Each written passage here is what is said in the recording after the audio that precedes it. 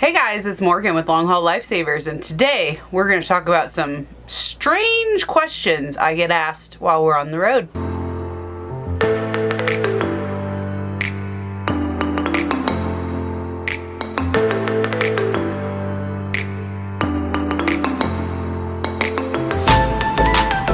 So since we've been full-time living on the road, I get some weird questions from people when they find out that we live in an RV. And one of the weirdest, it's not really even a question, it's kind of a statement that people say when they find out we live full-time in an RV is, "Oh, you're clean." And I kind of look at them like, what do you mean? We have a shower, we do know how to brush our hair and our teeth and do laundry and stuff like that, so why wouldn't we be clean? There's kind of like a stigma or stereotype, I guess, that I guess everyone thinks we're camping since we're in an RV, but I like to remind people we are glamping. We are not camping. There's a big difference.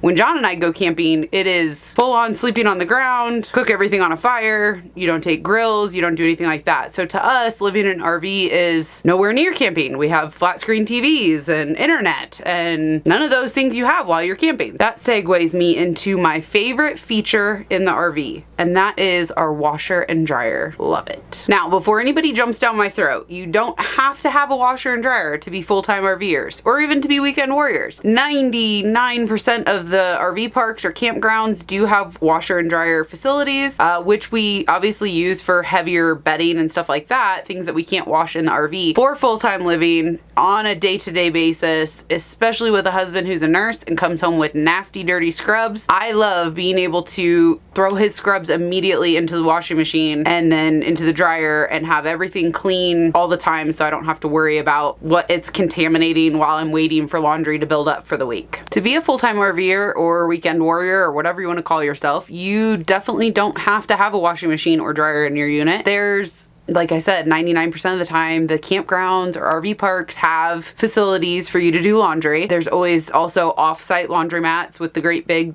washing machines and dryers that do, multiple loads at a time. Or there's something even more simple, and those are the portable washing machines that you can buy on Amazon, and that is what we actually did in our first RV. I will put it somewhere around me here, what we had. I'm back. That was John calling. Somebody ate his lunch at work, so he had to go to Subway to get some lunch. We were talking about washing machines and how you don't have to have one in your rig. It is very convenient, and as a matter of fact, I'm gonna hit pause again because I got the washing machine going right now and we are shaking. So this is on spin cycle. All right, now we're back from the spin cycle. You saw when it does go on the spin cycle, the RV does shake a little bit. I call it, our earthquake is happening, but it's nothing too drastic. I mean, things don't fall off the walls or stuff like that. Now, if you overload the washing machine, that's a different story. It will shake extremely hard, and then eventually the drum can't spin how it's supposed to, so it will just stop the cycle altogether. I've only had that happen maybe 2 or 3 times, and that's because I was trying to put big heavy blankets in there that I should not have put in there. That brings me to my next topic of a lot of times people ask me, is it even worth it? Because they have heard that you can only fit 2 things in it at once and that it won't wash well and it doesn't dry well. And that is a complete and utter myth. We have the Stackable, so washer goes on one side, dryer goes on the other, and they work completely independent of one another. The washing machine does a great job. There's a ton of different cycles, and I will show you that in a little bit. So you can select kind of whatever, if you need whites so that you can put bleach in it, or if it's a heavy load, or if you want to do hot or cold. I mean, there's all sorts of options. In regard to the washing machine specifically, I've not had any issues, no complaints. I am able to wash our king size sheets in them. I'm able to wash heavy jeans and sweatshirts and things like that in them. During the summer, obviously your load size is much bigger because most of the time I wear shorts and a tank top and John wears something comparable. Obviously in the winter, 3-4 days of laundry can turn into a number of loads because you've got bigger, heavier, bulkier items. So it just really kind of depends on what you're trying to wash, is how much you can fit in there. There is even a delicate mode on there, or cycle. So again, no complaints with that. Moving on to the dryer. Dryer is great. Have absolutely no issues with that.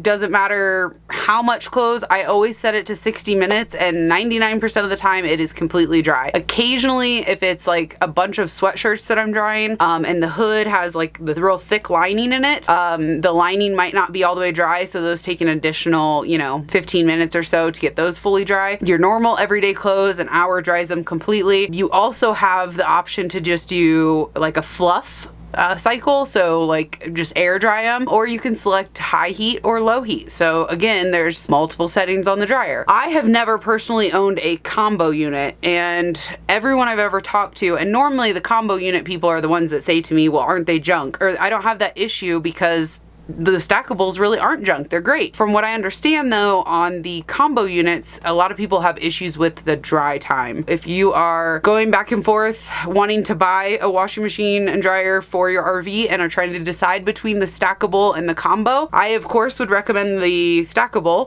But again, that's just because I've had that, just from what I've heard from other people. Do your own research, figure out what you want, but I do highly recommend having a washer and dryer in the RV if you have the opportunity. So I wanted to talk a little bit about the cycles that it has, and you can see that there's actually 13 different cycles that you can pick from, as well as just an additional rinse, spin, or drain cycle. Like I was saying earlier, if you have just bright whites and you want to do bleach, you'd select 6 if you're doing heavy items. If you're just doing regular items, you can also select just timed washes, which would be a 60-minute wash or a 30-minute wash. And then this is actually where you would put in your detergent and bleach. So here you can select whether or not you want to do cold, warm, or hot, and then you can also select the spin cycle on how many repetitions you would like it to spin. And of course, there is child lock on here. You can delay your start, superwash, extra rinse, and reduced wrinkles. This little panel here shows you what part of the cycle you are in while the washing machine is actually on. And this unit is a Splendid. I've also heard people call them Splendid. I don't know what the actual name is. Don't really care, but it is the Ariston model. So now we're on the dryer, and this unit is way more basic than the washing machine is.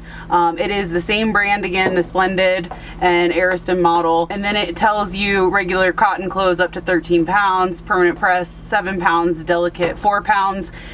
Here's where you would select your low or high heat, and then just a basic dial to select your time and then hit start. Now I did just get new king sheets, so that's actually what's in the dryer right here. And once you've removed your clothes from the dryer, there is a lint trap. So I mean, that shows you there how well, so like this is the first time these sheets have been washed, but it collects the lint, and this is a vented dryer, so it vents right to the outside of the unit. We do try at least once a year to make sure and pull the unit out and clean out the hose that goes to the lint outside. So the next question I get asked frequently is, what do you use to wash your clothes in? Same thing you would use at your house. You can use any brand, but something that is for high efficiency and front loaders I would recommend, so just make sure and read the bottle. Right now I have Persil because I like the smell of it.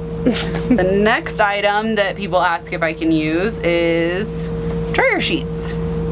Sure can, any brand you want. This was on sale, so this is what we got. The last topic I want to talk about for the washing machines in RVs. They are front load washing machines, and depending on what climate you're in will also depend on how fast this occurs in your unit. They have a rubber seal that goes around the front load, the inside of the door. It will get moldy if you don't stay on top of it. So there's a number of products I like to use. Vinegar is one of them. Bleach is another. I try not to use too much bleach because most RV parks we stay in have septic tanks, and bleach is not good for septic tanks. So another product that I found that I do like is the Afresh, and this one is the lemon pack, but they are like capsules that you throw in there and do a hot cycle, and it cleans the drum and it makes it smell better. Another great product is Cascade, the gel that you would use in a dishwasher. If you put that in your drum and run it a hot cycle, and I also put it in the seal, it really gets the grime out. If you're living somewhere like Florida, Alabama, Louisiana, somewhere that has high humidity, you really got to stay on top of it because that seal will